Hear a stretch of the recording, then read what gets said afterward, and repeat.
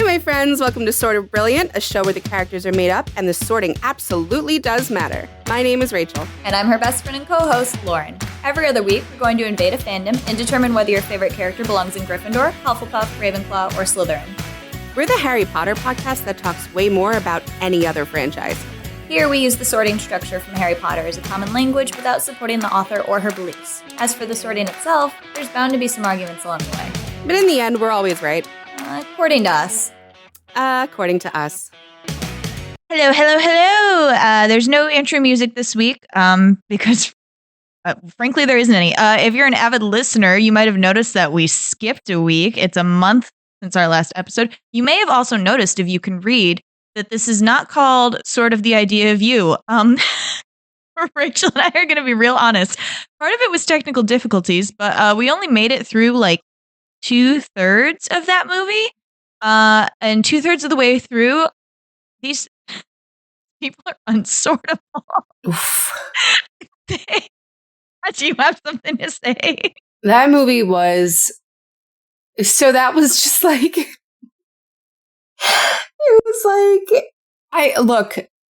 was like... No, I don't have anything to say, actually. You don't have anything? I mean, it made us laugh. It made us laugh. It was very... I don't know if it was supposed to. It was very self-insert fanfic. It was very fanficky. Very, very fanficky. Well, I don't want to insult fanfic like that. It was Wattpad Thank you. level fanfic. Yeah.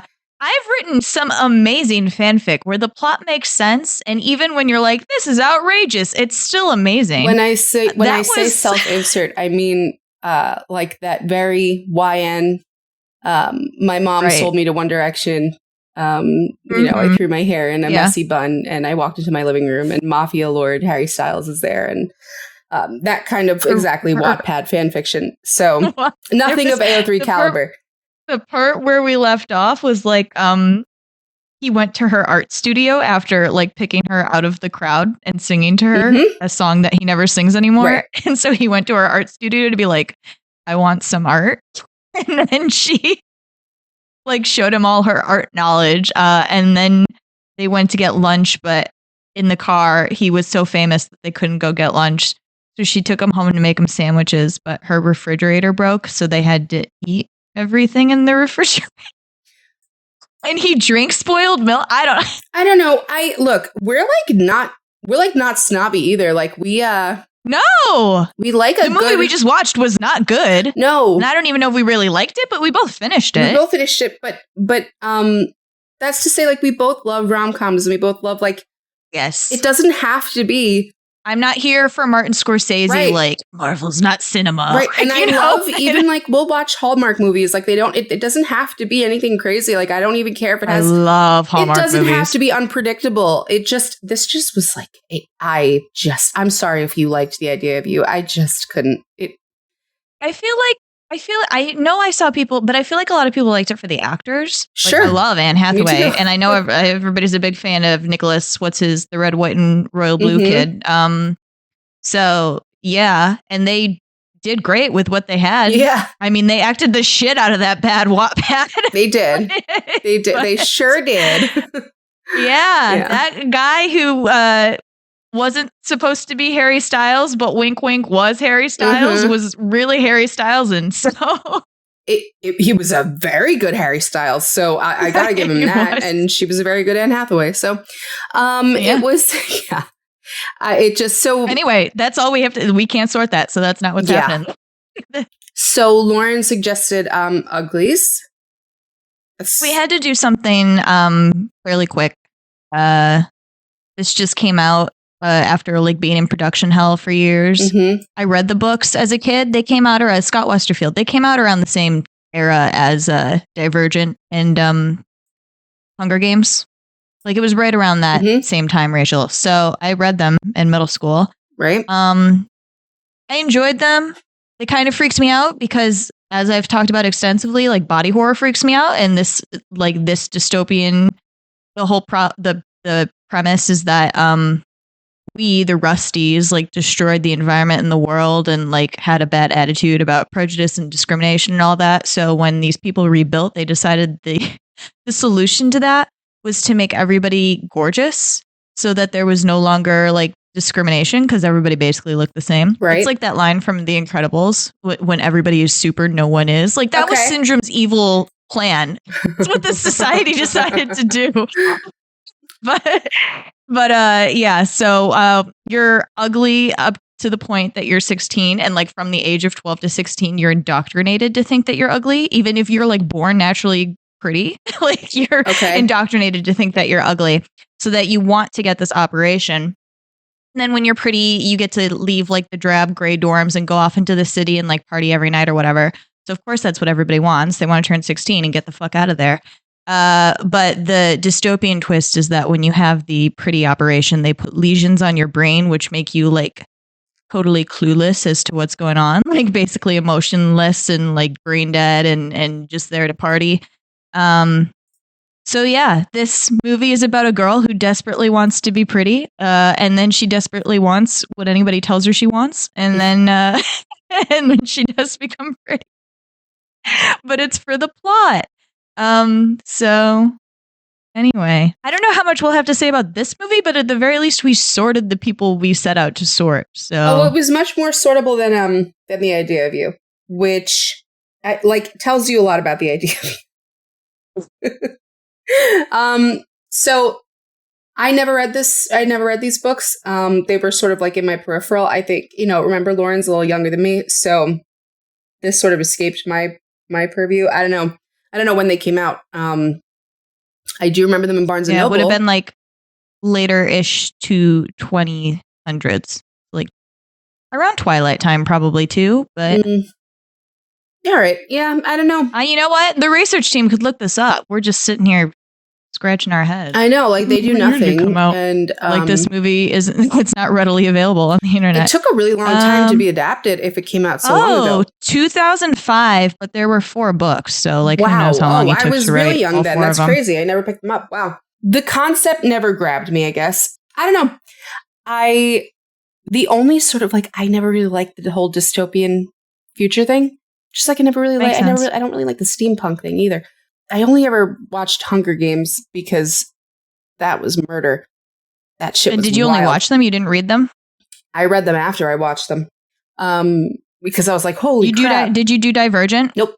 That's where they kind of... I remember reading the first Divergent, and I don't remember if it's because I aged out or because they were kind of... They weren't good, kind of all over the place. I know I aged out of Hunger Games. Like she took too long with those the last 2 books. I was definitely too old. Like I wasn't the target audience, but the movies were like very interesting. So I was like, let me see how different they are. Oh yeah, and Jennifer Lawrence is fucking great. I loved her. Yeah, she is a great Katniss. Can you believe that we're talking about Uglies before we sorted the Hunger Games on this show? But it's no, we'll have to do that like very soon. Every year, there's like a list of things where Rachel and I are like, "How have we not sorted this yet?" And it's like Hunger Games, 30 Rock. No, we're getting there. Yeah. So, I did not love this movie. I didn't love it. It's fair. Because I didn't like the main character. It's made by our dude McGee, who produced a lot of Supernatural. Okay, so, well, he produces like a lot of everything though. So you can't really like. I feel like he's produced some Hallmark movies. It didn't look bad. It did not look bad. You're right. They had a lot of like future stuff going on that I thought was pretty seamless. Like it didn't seem a ridiculous notion to me. I also didn't think it looked super bad when they like prettied people up. Like I don't know if I was expecting more. The only thing that really creeped me out was the eyes were not great, but I feel like they were supposed to be unnerving. So yeah, I guess that worked. Yeah. I like the yassified filter. Like the yassified. They got yassified. She texted me and she was like, I'm not with this. Like I want Tally to be turned pretty. So. Yeah, I wanted them to yassify Tally. Because I like when they yassified, what's his name?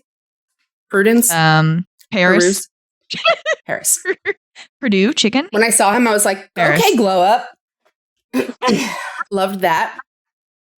He did look very 90s boy band. I love Laverne Cox, so I was like kind of rooting for her. So I don't really, I don't think I was the target audience. I was like, okay, go off. I kind of want you to win.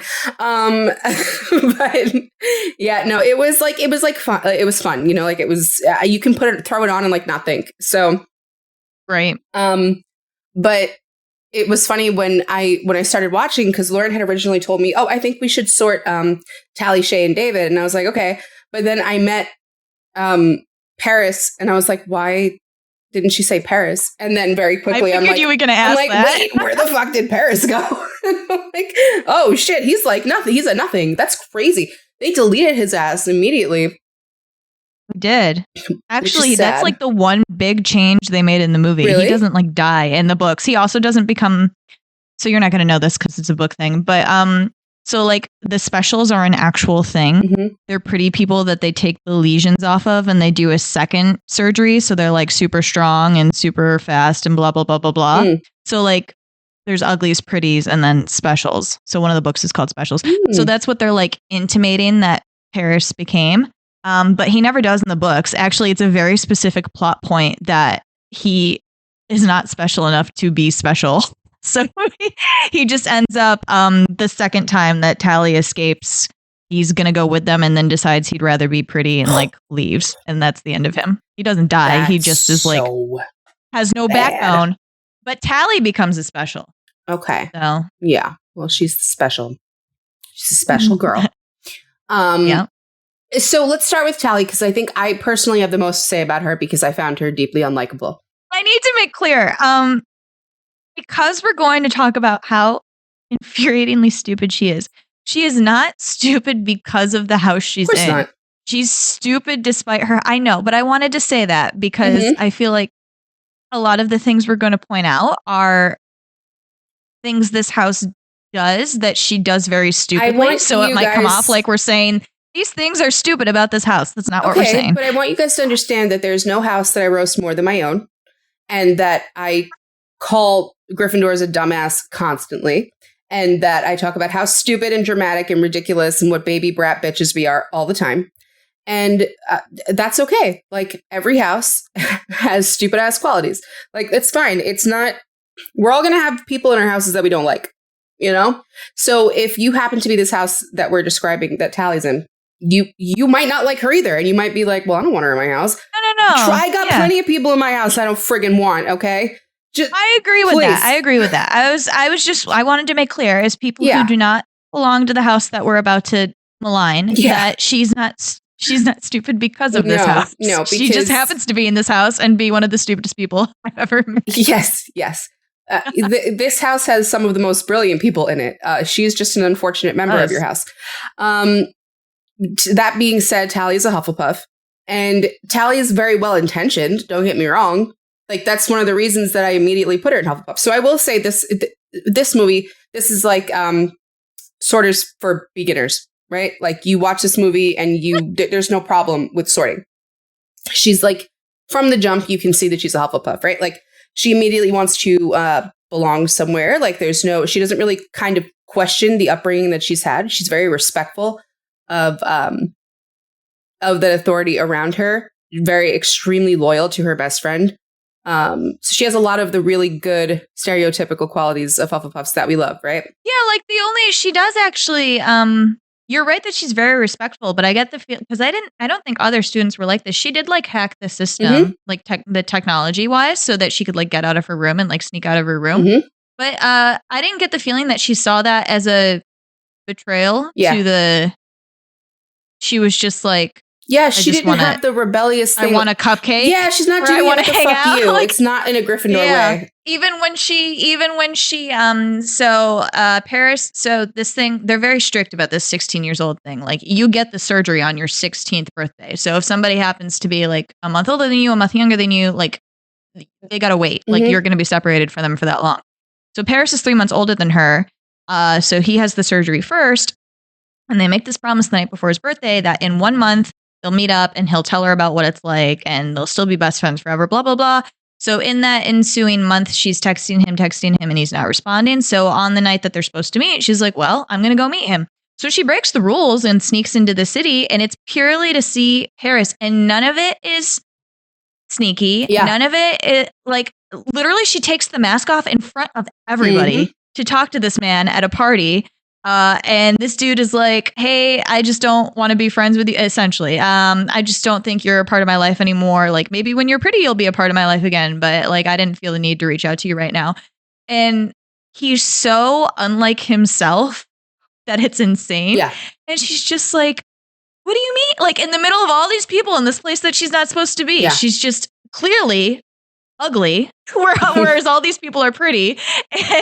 And she's just like, not a care in the world about it. It's the injustice of her friend like not meeting her where he said he was supposed to, and she like had to show up.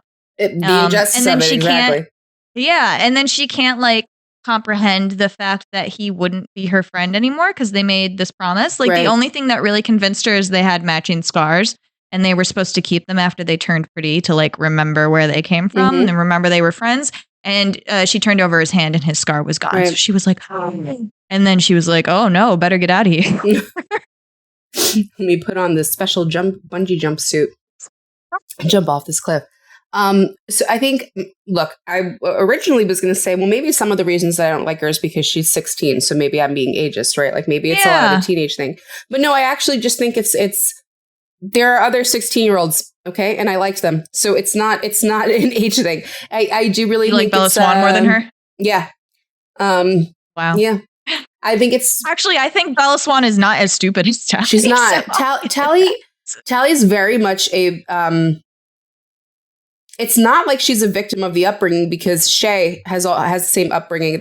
She's not everybody. Yeah, it's she likes it. She listened to the bullshit that she got and she took it and she didn't question it. And at times that can be very Hufflepuffy, right? Like so sometimes if you think back to like other Hufflepuffs we know, if you even think about someone insane like Regina was a very dutiful daughter, right? Until she was very very deeply wronged. Even when her mom like fucked her over, she still wanted her mom to be like, "I love you, Regina." Yeah. So. I'm just saying, like, very respectful and very like very good it's kid. Respectful and it's very like they told me this is what I had to do to fit in and like do what I'm supposed to do. So she's very much like, okay, you're ugly until you're pretty, and then you're pretty and you're like part of society, and this is what I meant to do. And so she makes this friend Shay. And Shay is very much not like this. You can tell even before she like says it out loud to Tally that she's not super into what the system has going on. And then their 16th birthday is on the same day.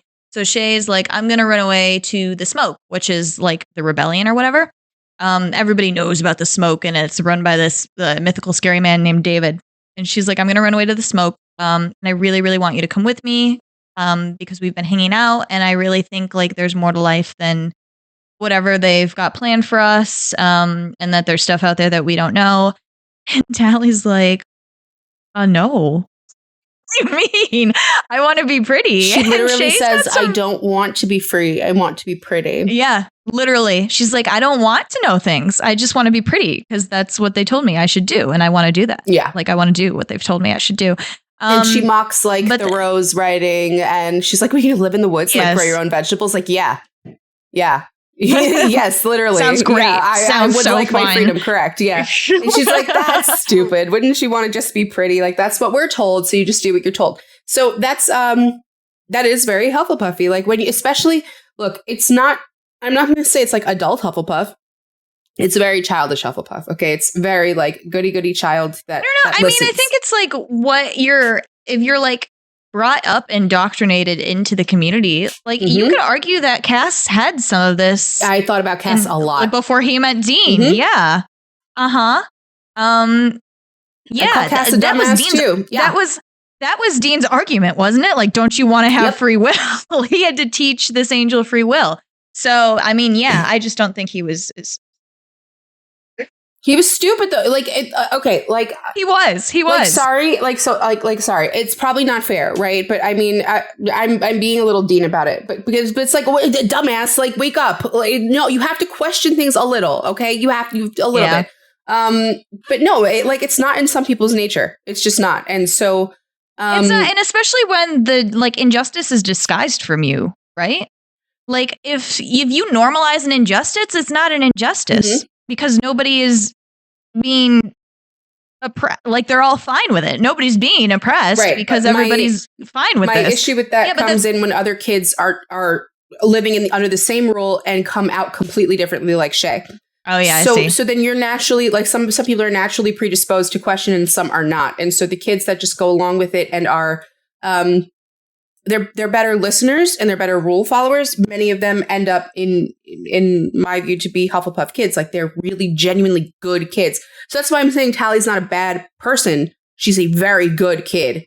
Like she would have been a very good child. Like if you want someone, like if you have a child, like you hope you have a Hufflepuff child, right? Like they're amazing children to have. But it's sad at the same time because you're like, damn girl, like you're watching her and you're like, you really just said, I'd rather be pretty than free. Like, and you meant it and you've never questioned it.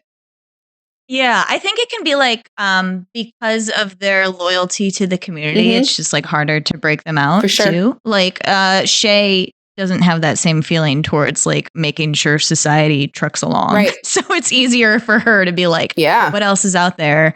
Yeah. She's watching them from across the town or whatever, the city. And she's like, I want to be there so bad it hurts. And she's like, they just look like they're having so much fun. Like, I just want to be part of it. I want to be part of everything, part of it. Yeah, and especially once Paris is gone. Like, that's what's so weird about it, too. I would have been fucking pissed at Paris after meeting up with him, and he was like that. You know and what? She was like, I just need to turn 16 so I can be friends with Paris again. Like, he didn't answer her once. And the fact that she didn't even panic, she didn't have any anxiety over it. She didn't think anything of it because the idea of that to her, like the idea that he just didn't care anymore, it didn't even cross her mind. Like, nope. There's like no ego to her. Like she did nothing. No, she was like, it must be a really good explanation. And now I'm going to meet up with him and see what happens. She wasn't angry at all. And even when he did that to her, like she was like a little hurt. But like she goes back home. She's like, well, got to keep on keeping on. She becomes friends with Shay. Yeah, she was like, well, yeah, when 3 months when I turn pretty. Yeah, that's exactly.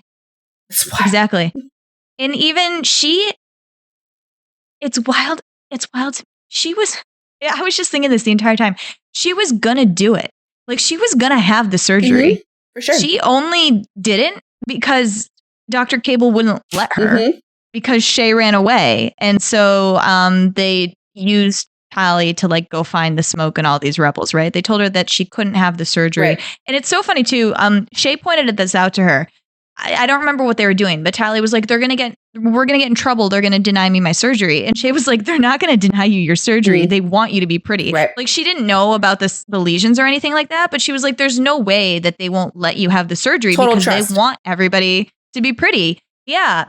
Yeah. And so it was so funny to me, like when they were denying her the surgery as punishment, because any other character would have been like, you're not going to deny me the surgery because what are you going to do with me? Right. Right. Yeah. But she was like, oh my God, I have to be pretty. I'll do whatever you say. And also they fed her some bullshit about how like David was going to kill Shay and they had a weapon that they were going to use against everybody. And she's like, well, I have to save my people. She took no manipulation, literally just needed these words said out loud to her. The manipulation was Paris, who obviously was fucking brainwashed and manipulating her. And she didn't even blink at it. She was like, well, of course my friend is back here coming in to check on me after he just told me he wants nothing to fucking do with me. Like she didn't... the naivety was just crazy. It was crazy. It was crazy. It was. Yeah. And so it was wild. And then when she gets David's dad killed, she's like, she doesn't even like, you know how I would have kept my fucking mouth shut? I would have kept my fucking mouth shut, bro. And she just like so plainly like cannot lie. I swear to God, like my daughter's like this, my very Hufflepuff daughter. She's just like, you didn't tell me you were going to hurt them. And I'm like, girl, you just told everybody. And they're all like, traitor. Yeah. And she doesn't even, like, she doesn't try to defend herself. She's like, yeah, I guess I am. What were going to do with mass murderers? Like, that they claimed them to be. God. She's low-key like, I guess I do deserve this. I don't know. I will say before that, though, like, she had decided that she did want to be a rebel. And it's because they, like, grew crops with her and were like, and they did tell her about the lesions too, the brain lesions as well. And she, again, took like no convince. Right. Like she's not a difficult Hufflepuff like Cass, where he like really needs to be convinced he's a part of something. Yeah. It's like, she's like, she really is like a little kid on the playground when they're like, hey, you want to be best friends? Like upon first meeting. And she's like, yeah. And then she like truly believes that they are. Like it doesn't take much for her. Very naive, very wants to do the right thing. But like, I just found I don't know. She might be one of the most realistic, actually teenage depictions of a protagonist, because you get like a Bella Swan who's just too smart.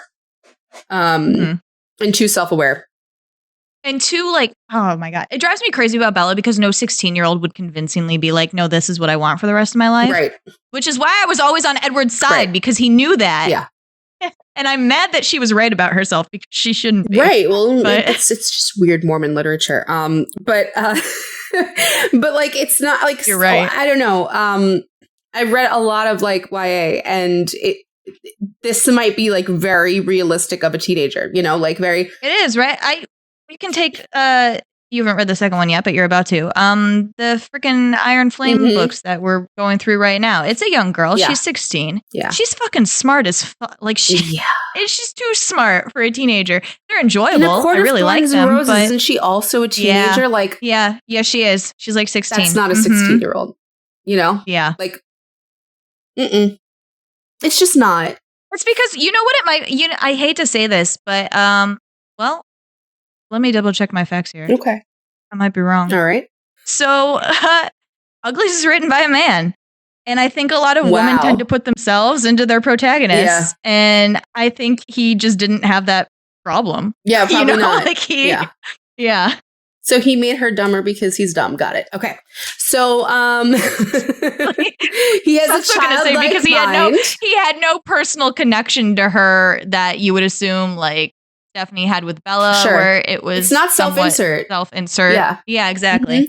Yeah, I think she was very. I think it's a very good depiction of a child. Like she's very childish. It's fine. I don't want to follow her. So I would have wanted to follow Shay if I'm being real. Like, you know, like when you talk about this genre, like you want to follow the rebellious one, you know, not the one who like just follows naively.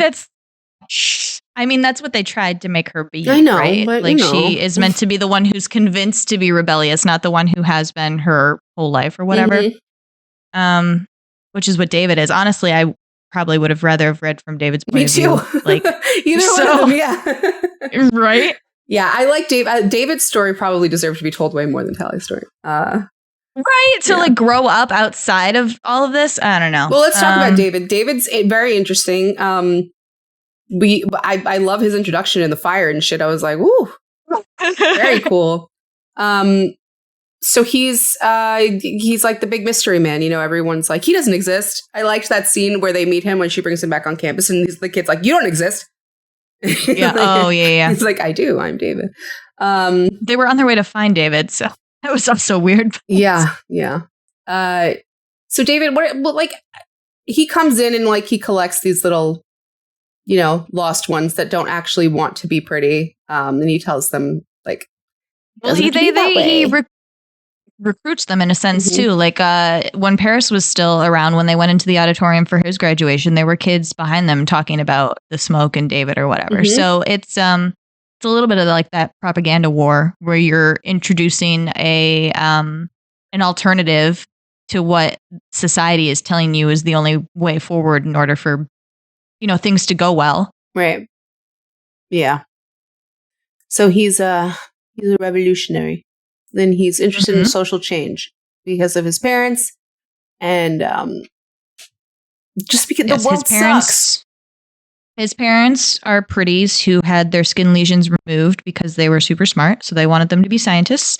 And then when the science they were working on was like making sure the surgeries went well and were better, and they realized the brain lesions were happening, and they were like, "Hey," and then Dr. Cable tried to have them killed or something. They ran away from society because they were like, "This ain't right." And their son was born outside of.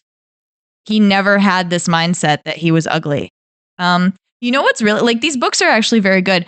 They so there was actually like a romance between Tally and David in the first book, and then it like runs through the other books a little bit. So there's this like running theme that once Tally is pretty, she's like actively repulsed by ugly people. So she like has a hard time being around David anymore. Happens to them though. Like they don't like to look at the uglies. Yeah, but she does get her lesions removed at one point, but she also, the reason that she becomes a special is because she can fight past the effects of the lesions. So it was just interesting to me that was the thing. So David is really canonically super ugly, like actually ugly. No, he's just not a pretty. Like he hasn't had the surgery. That's what I'm saying though. Like it's just anybody who hasn't had the surgery, they are like programmed to think are the ugliest people in the world. And I don't think all of it is the surgery. I feel like some of it is also what's been ingrained in them. So David just never had that. Right. He never had that like societal brainwashing. He's just normal. Yeah. He's a normal. Yeah. He's a Rusty, I guess. He's a Rusty. Like a Rusty. Yeah. Yeah.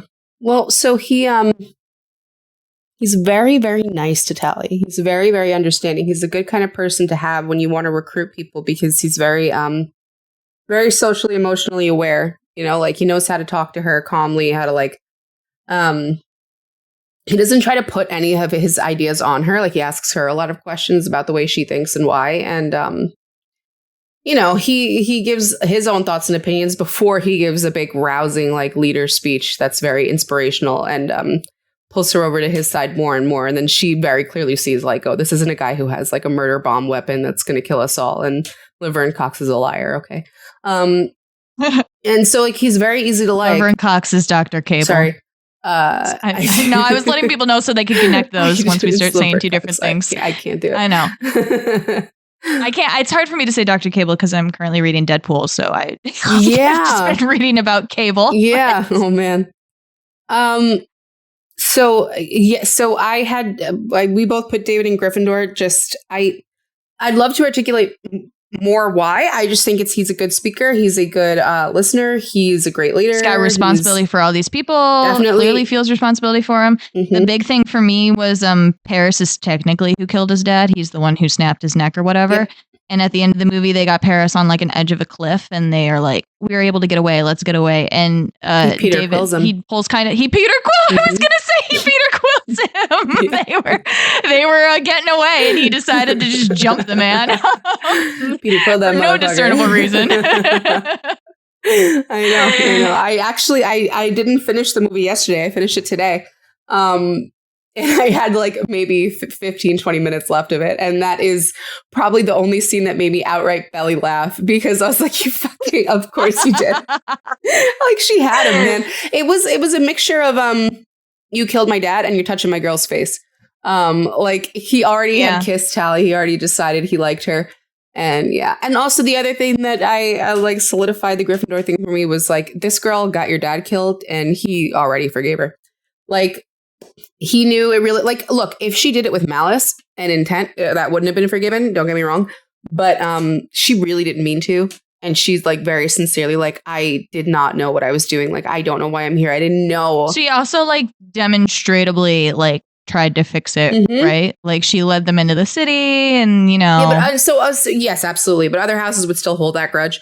And he immediately is like, we didn't even talk about Tally. This was Hufflepuff too, I think. So Shay becomes pretty and they have this cure that they need to test. And so they're like, we're going to test on Shay, obviously. And Shay, who before the surgery was all rebellion, after the surgery is exactly what the surgery does. Bubble-headed, clear-minded, no thoughts, head empty. And she tells them quite clearly that she does not want the surgery, even though they're fairly convinced that if she were herself, she would want the surgery. As an ethical scientist and doctor, Maddie, who's David's mom, won't give her the treatment. So Tally is like, okay, I'll go have the pretty surgery and then you can do the treatment on me. And I swear on my life that I will not tell you I don't consent. Like I will become pretty and I won't let the brain lesions get me and I'll let you do the surgery on me. Mm-hmm. I just felt that was very Hufflepuff. And the movie, I don't know if they're going to do sequels. There were sequels to the book, but I don't feel like they have to. The movie ends with her brushing her scar. She's yassified, but she kept the scar. Yeah. So it suggests that she like kept some of herself and that she's going to let them do the fix on her. I think it was just very Hufflepuff to me that she was like, one, that she agreed with I would have just fucking done the stuff on Shay. Like, I know that's not what she's actually like. So, yeah. So I would have like argued harder for that. She immediately accepted that they wouldn't do it. And then she immediately was like, okay, well, I'll do it.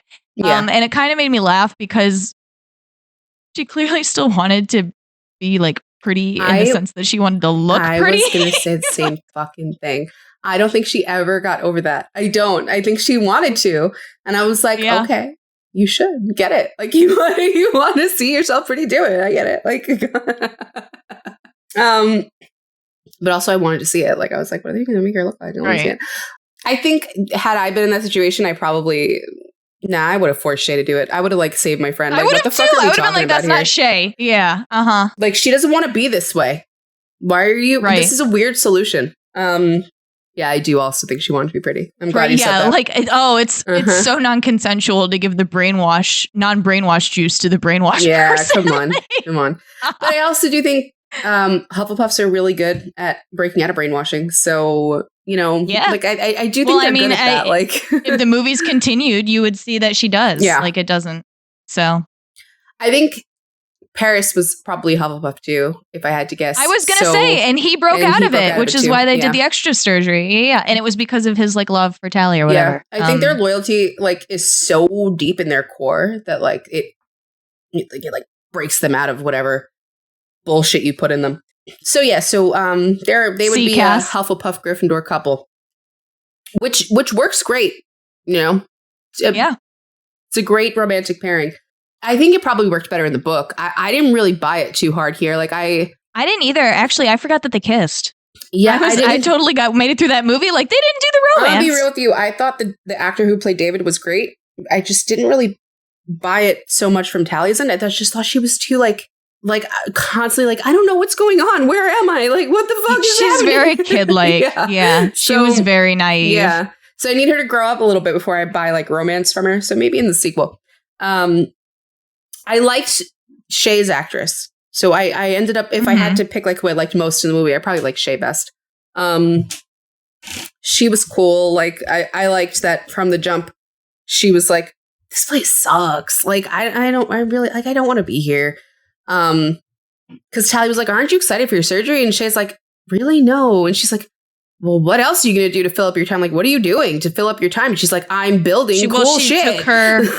She took her pretty, like they have pretty avatars where they make themselves pretty and then they just stare at that all day, like anticipating the day they turn 16. And Shay was like, nah, I deleted that shit. Yeah, that sucked. Like, it's a time waster. Like, okay, so what can you do with your time? And she like builds, what are those? Skate ramps, I guess. Yeah, hoverboards. Yeah, so she does that, and she reads banned books. I guess all books are banned, I guess. Yeah, because they're knowledge men. Also, the part of the dystopian of this is the what the Rusties did past the discrimination and why they decided pretty should be a thing is that they like fucked the environment majorly. And so I don't know if you noticed this subplot of the movie. They created those orchids that they said were helping restore the environment outside of this. So the way that society is now in Pretties is that there are like way less cities than there used to be, and they're way farther apart. So they have they're very much like their own thing. Like one city is a country, and they don't have contact with other cities. So they don't know what's going on in other cities, and they don't know what's going on in the spaces between cities. Okay. And they've been told that the environment is fucked and that you can't go out there anymore and you need to stay in the city. So they've created these orchids to help like rebuild the environment. And that's what they're doing. And the reason that it's called the smoke, what David and his buddies are doing out there is they're burning all the orchids because they're giving energy to the cities and destroying the environment. So that's the whole like subplot of the environment being fucked and got it. A lot going on. Yes. Difficult to shove all into this movie. Scott Westerfield had a lot to say, and he did it pretty well, I feel. It's a lot for a YA movie, though. Yeah. No, I 1000% got the fucking vibe that this was a better book. I could tell. Yeah. I could tell. Yeah. I was like, this should not have been adapted. This should have been like a show, if anything. A lot of books should become shows, not movies. I forgot what you were talking about and what the point of me saying all that was. Yeah, I know you're talking about Shay, but why did I bring up banned books? Books were being banned. Oh, okay. So the book they were reading was Walden, which is about a man who goes off and lives in the woods and lives off the environment and shit and all that. So they didn't want people to like get an idyllic idea about trying to do that and discovering that the environment is actually fine. And they're actively destroying it with these orchids. Okay, gotcha. But also, like most books from our age, talk about nature and environment because it's something we're lucky enough to have. Right. So I think that's why they mostly were like, nah, none of that. Yeah. So Shay also immediately believes in the concept and believes in what David is saying, because everything that they're talking about here, everything that I guess, what's her name? Dr. Cable. Sorry. Laverne Cox. You can say Laverne Cox. We've now connected the two names. Everything so that Laverne Cox and all of her fucking sycophants are talking about and all the things these people do are fucking ridiculous. Okay. And so because I'm the type of person who would hate this shit, I also too would look around and be like, what the fuck is this? So if someone came up to me and was like, dude, we like grow crops out there, we do other shit, like you don't have to do this, I would be on a hoverboard so fast out of there. So I like was totally on board with Shay when she was like, Tally's like, you haven't even seen it. She's like, I don't have to see it, man. Like, are you looking around? This is insane. This is exactly what they were afraid of books doing, basically. Right. Of people being like, what if there's more out there? Right. Than being pretty. Right. So the books radicalized her. Right. So she took her happy ass off, ran off into the woods, and immediately found a better way of living, as was promised. And she really, really liked Tally, and she really genuinely wanted her to go with her. But so we put Shay in Gryffindor, and what made me put her in Gryffindor, besides all that obvious shit, was that she did not stay back for Tally. She said, girl, I'll leave you a note, but get the fuck out of here. She's like, I can't, this place is a fucking hellhole, and I cannot be tortured here a moment longer, because they're gonna change me, and I can't think of anything worse, so I gotta go. Which is like double slap in the face that they did not, that Tally's like, I'll get the surgery, and you can change me back later. Like, you really should have changed your friend. I don't understand. So she goes off and continues to trust Tally, like she does. She vouches for her, and when Tally finds the place, she gives her the map, essentially. She gives her a list of instructions that are coded of how to get there. Yeah, essentially. Only Tally would understand. Yeah, and she wants her to come, so she gives her every opportunity to do it. And she does, and when she finds out Tally like betrayed them in the sense, like she decided she didn't want to, but she accidentally did anyway. Her thing was like, I vouched for you. Like, that was her big thing. Like, wow, what the fuck? Yep. So Shay, I think she took that betrayal very personally, because she did vouch for Tally. And that's really fucking upsetting, because I too would take that extremely personally. How fucking dare you? I brought you here. This didn't influence Rachel, obviously, and it didn't really influence me. I had her decided before, but I went and like looked up the plot summaries. I read these so long ago, I don't remember everything. And I knew Shay had more of a role, so I was like, what happened to her? And I was trying to figure it out. She becomes a special too, and the thing that breaks her out of it, like the brainwashing or whatever, is that she remembers that. Well, first of all, in the books as well, Shay was also attracted to David. Ooh. And so when Tally showed up and David was like more into Tally, obviously, Shay was kind of a little bitter about being the first one there, and Tally coming along and just kind of like, so the thing that breaks Shay out of like the brainwash aspect, essentially, and what makes them think she's special enough to like be a special and have the lesions taken off, is that she remembers how fucking pissed she is at Tally.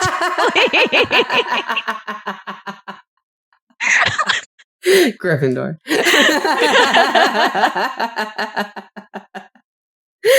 See, that's not like some injustice or whatever. It's pure rage and jealousy.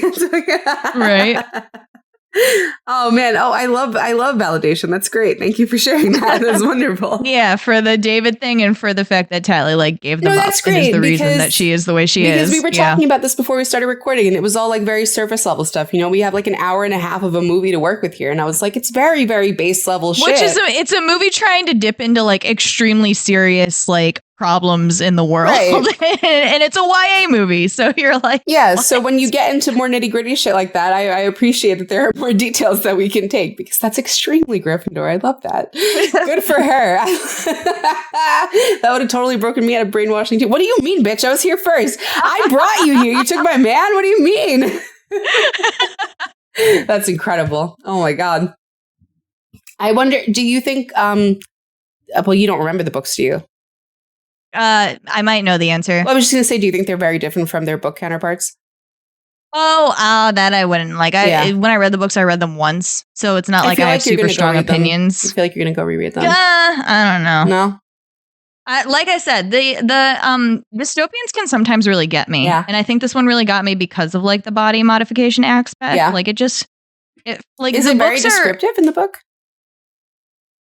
It's not like super descriptive, but this movie extremely whitewashed the surgeries. Right, like you step into a tube and then you step out and you're pretty. Right. The books were like, no, you have surgery, and they like cut this off, and like so. Okay. Yeah, I don't love that either. Yeah, that was like part of the point of the books, right? That they were doing this.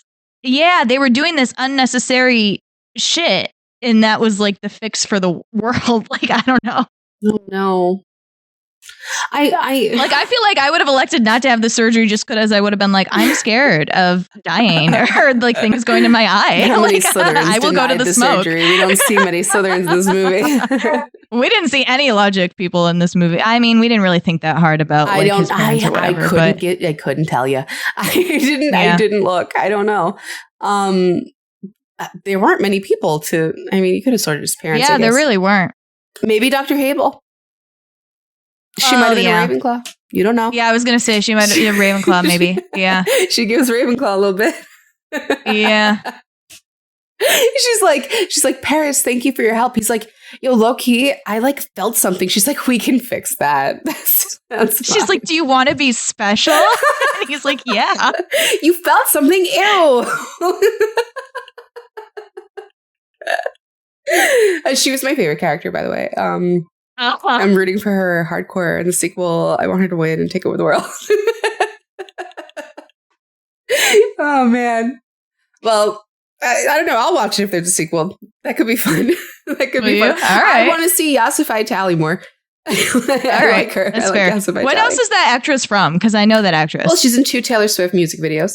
Is she? Yeah, she's in Mean and she's in I Can See You. She is. Oh, she was that young girl? Uh-huh.